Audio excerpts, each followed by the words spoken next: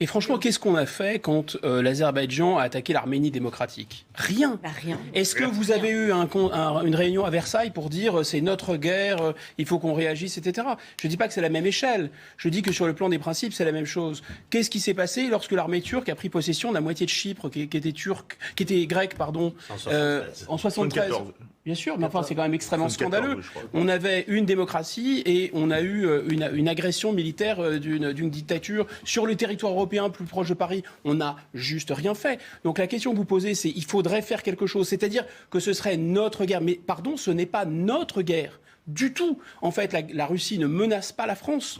La Russie ne menace pas même les frontières de l'OTAN. Elle ne provoque pas l'Union européenne ? Absolument pas. L'Ukraine n'a rien à voir avec l'Union européenne. Elle a provoqué l'Union européenne quand elle a attaqué l'Arménie. Alors pourquoi quand elle a attaqué l'Arménie, quand la Turquie, membre de l'OTAN, a attaqué l'Arménie, ça ne provoquait pas l'Europe ? Alors que là, ça provoquerait l'Europe. Qu'on m'explique. Lorsque les États-Unis d'Amérique se agressent un État souverain comme l'Irak, le bombardent, font 200 000 victimes, ça n'agresse pas les démocraties européennes et les valeurs européennes. Qu'on m'explique là.